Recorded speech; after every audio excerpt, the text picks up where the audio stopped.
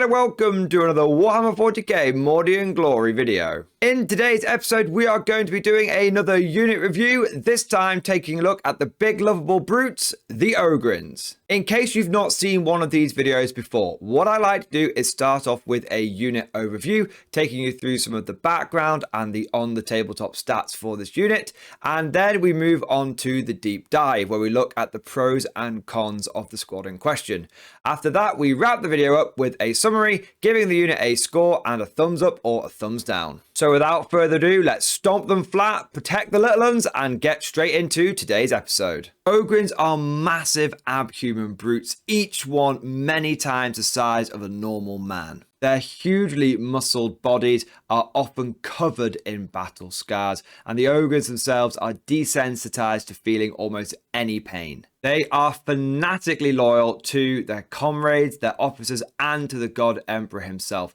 Their small minds easily filled up with faith and belief in the Imperial Creed. In contrast to their thuggish appearance, Ogryns actually tend to be very lovable, kind-hearted and easygoing creatures. But when roused to anger in the heat of battle, these lovable brutes become deadly combatants. The Imperium often employs Ogryns as excellent shock troops, their physiques shrugging off damage before they charge, hitting like a tank. But that is what Ogryns are like in the fluff. How about in the crunch on the tabletop? Well, in your Astra Militarum Codex, you will find that Ogryns are an elite choice. They come in squads of 3 to 6, and they are a hybrid shooting and combat unit. Their ideal battlefield role is as cheap, tough muscle.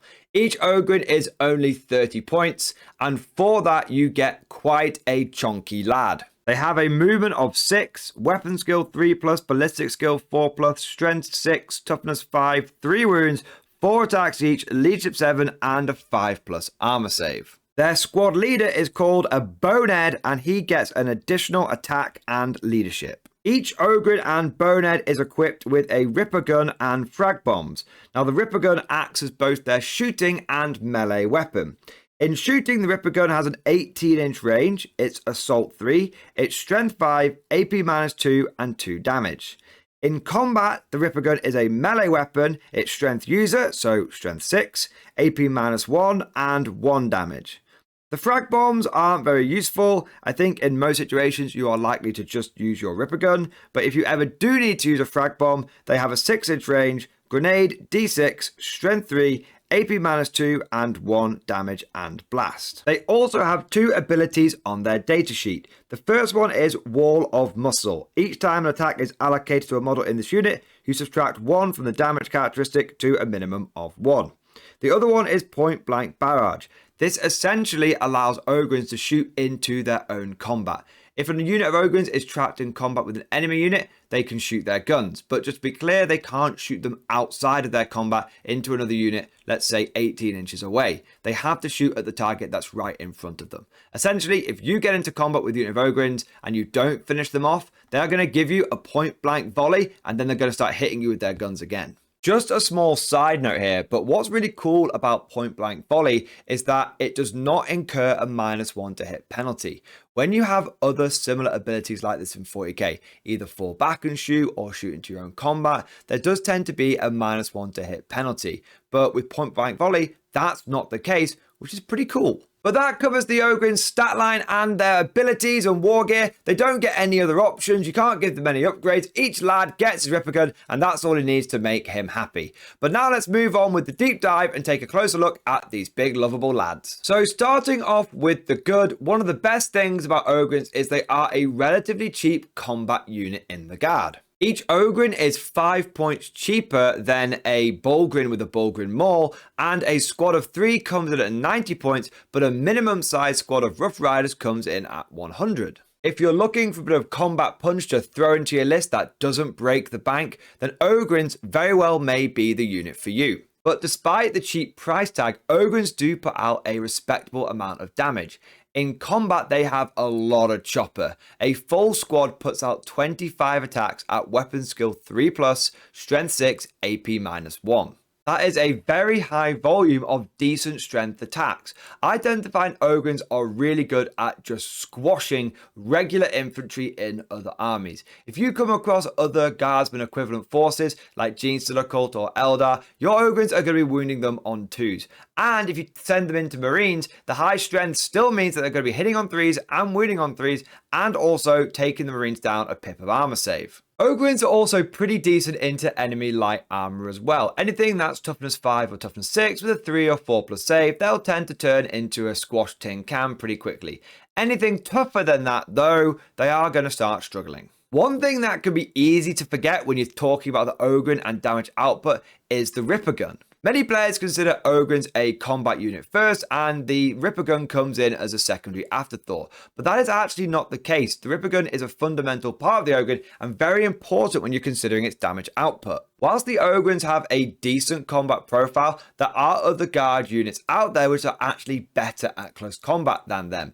What makes the difference between Ogrins and those other combat units is the fact that the Ogrins can give the enemy a good volley from their Ripper Guns, which will more often than not tear a huge chunk out of an enemy unit. When considering the total damage output of these Ogrins, you have to realize that if you've got a squad of 6, you're not just looking at 25 combat attacks. You're also looking at an additional 18 shots coming in at ballistic skill 4+, but strength 5, AP -2 and 2 damage. Whilst you have slightly less strength on the Ripper Gun, it actually has a higher AP and damage in shooting than it does in combat. The most effective way to use an Ogryn squad is to get them up close and personal with the enemy. But before you charge them in, give them a volley from those Ripper Guns. It will leave the enemy unit reeling, do significant damage to them, and what your charge is meant to do is not actually deliver the full combat punch and wipe that unit out on its own. What your charge is meant to do is clean up an enemy unit which has already been badly damaged by your Ripper Gun volley. Now, recently, Ogrins have received an indirect buff, and this is because of the most recent balanced data slate, which removed Armor of Contempt from the game. Armor of Contempt was an ability that GW had added in to try and make Marines and other power armored armies a little bit tougher. What it did is it reduced the AP of all incoming attacks against power armored units by 1. This meant that if you hit a Marine with an AP -1 melee weapon or gun, it actually became AP 0. And if you hit them with AP 2, it became AP 1. This essentially made a lot of low AP guns and weapons just not really worth taking. And most people said, if you haven't got AP 3 or better, you might as well leave that gun on the shelf. But now with Armor of Contempt being gone, those AP -1 and AP -2 guns are becoming much more popular. And guess what? Ogrins literally have AP -1 and AP -2. So they're actually in a little bit of a weirdly sort of meta-relevant position right now. One of the great things about Ogrins is that they're much more flexible than Rough Riders and Bulgrin. Those other two units are purely combat. Yeah, Bulgrins get like a frag bomb and Rough Riders might have some lasguns, but really they're not doing any damage at range, they're purely getting stuck in. Ogrins have a little bit more tactical flexibility. You might find yourself in a situation where trying to get into combat is just suicidal and you're never going to make it. You'd be much better off trying to blast away with some more Daka. But if you've taken Rough Riders and Bulgrin, that might simply just not be possible. Ogrins at least can get into a mid-range firefight if they need to, and they've actually got some pretty good guns to do it with. So that's what's great about Ogrins, but let's take a look at what is the problem with them, because every unit does have its disadvantages. One of the big issues with Ogrins is that they are actually pretty fragile for such big models. Even with the ability to reduce incoming damage by 1, that 5+ armor save is not going to stop very much at all. Look, we're in 9th edition. Everyone and their mums is packing AP -1, AP -2. Most of the time, your Ogryn is not going to get an armor save. And even if he does, he's only got a 5+. The main defensive trait of the Ogryn is that natural toughness 5. And whilst that will protect him against some small arms fire, anything that's even remotely heavy is going to tear through them pretty quickly. And it's this surprising fragility, despite the fact that they have decent toughness, that kind of leads me on to the main flaw with Ogrins, which is they are a jack of all trades, but master of none. That flexibility they have is both their greatest strength and their greatest weakness. Because on the one hand, yeah, sure, your Ogryns can do okay in combat. And yeah, sure, they can help out in a firefight if they need to. And yeah, sure, they're kind of tough, cheap muscle. But they are not as durable as a dedicated tank unit like Ogryn's. They are not as combat punchy as a dedicated combat squad like Rough Riders. And they don't have as much DACA as a dedicated shooting unit like Kazakin or Scions. Whatever situation you find yourself in, Ogryns are going to be able to do something about it, but they're never going to be the best tool for the job. They're always going to be a square peg that they will use their meaty fists to smash through a round hole. And this inherently makes them less efficient than any of those other dedicated choices. And what compounds this issue is that Ogryns can't receive regimental orders except from the Lord Solar. Now, regimental orders would go a long way towards fixing the problem with the Ogryns. If you needed them to be a bit tougher, you could tell them to take cover. That could get them easy access to a 4+ save. And if they're already in some light cover, that could also give them a -1, suddenly making them a much tankier unit. If you needed them to be a little bit better at shooting, being able to actually really support you in that firefight, you could tell them to take aim, get those Ripper guns up to hitting on 3s, and also AP -3 flat damage 2. That would be a really good shooting unit. And if you were getting into combat with them and you just needed a little bit more than AP -1, then giving them fixed bayonets would be fantastic. Suddenly they're hitting on 2s, and they're also then AP -2 at strength 6. But because Ogryns are an auxiliary choice and they don't have the regimental keywords, they can't receive orders from your Castellans or from your command squads. They can receive Perfector's orders from Commissars, but those don't really help solve some of the problems that we've talked about. Now, I know what some of you are going to say, but Mordy and Glory, you said they could receive regimental orders from the Lord Solar. This is true, and it is a great solution for getting Ogryns from that sort of jack of all trades, master of none, to actually being a truly flexible unit that can be used effectively in any situation. The problem with the Lord Solar is that he is a pricey boy, and so by taking him, you will be able to go some way to fixing the fact that they're not quite as durable or not quite as punchy or not quite as daiquiri as other units that are doing similar roles.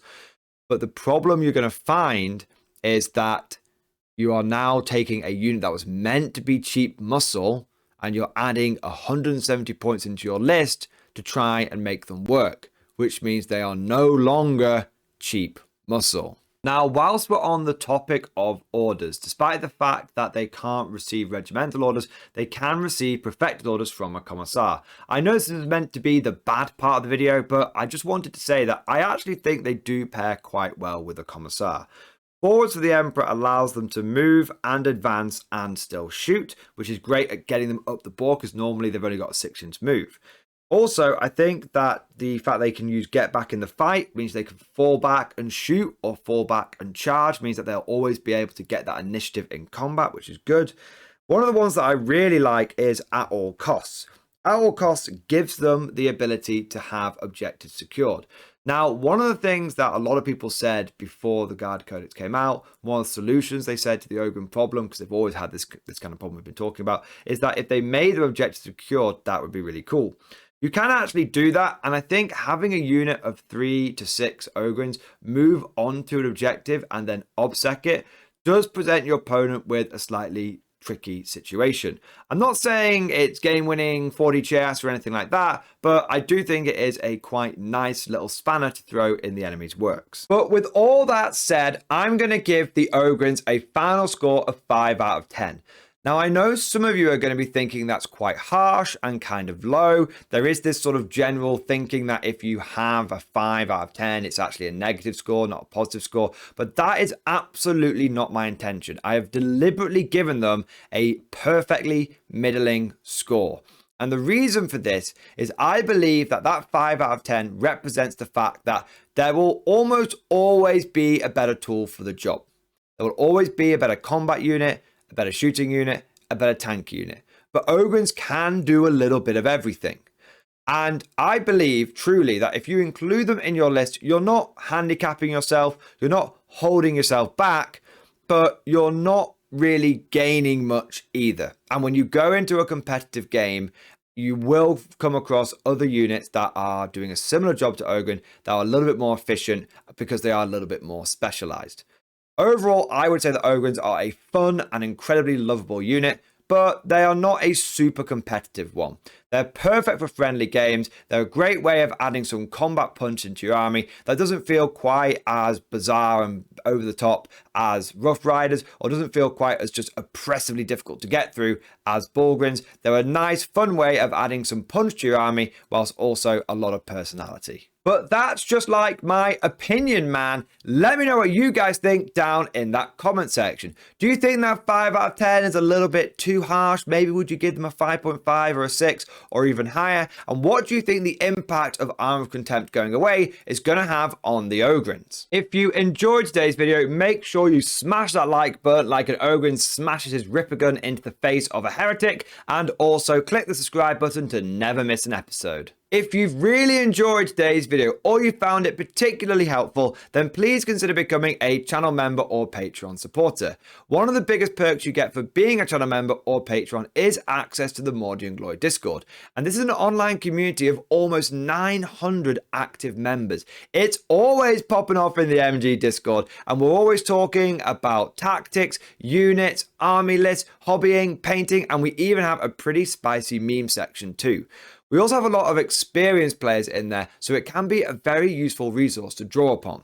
If that sounds like a ton of fun or pretty helpful, make sure you become a channel member and join the MG Discord today. And I just want to take a moment now to say a big thank you to all of the latest members. So thank you to Evolution of Gaming, Alan Blunt, Trips Clips, Michael Vosberg, Lee9055, Levi Hecker, Burgosaurus, and Mark Alperin. Thank you guys for doing your part. Thank you for becoming channel members. I'm also going to do a shout out to the latest Patreon supporters too. So thank you to Alan Blunt III, Dale Cromwell, Akashareka, Red Morrison, Nate, and Janet Wicks. Thank you guys for your ongoing Patreon support. And last but certainly not least, I would like to say a personal, heartfelt thank you to all of my top tier Patreon supporters.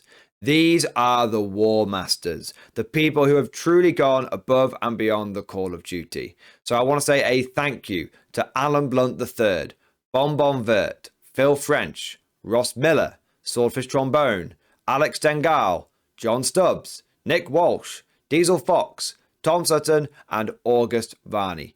Thank you guys. Your ongoing and generous support makes a huge difference, and it is a big part of how I'm able to do Mordian Glory full time and produce as many of these videos as I do. Hope you've all enjoyed today's video. Thank you for watching, and of course, as always, I'll see you guys next time.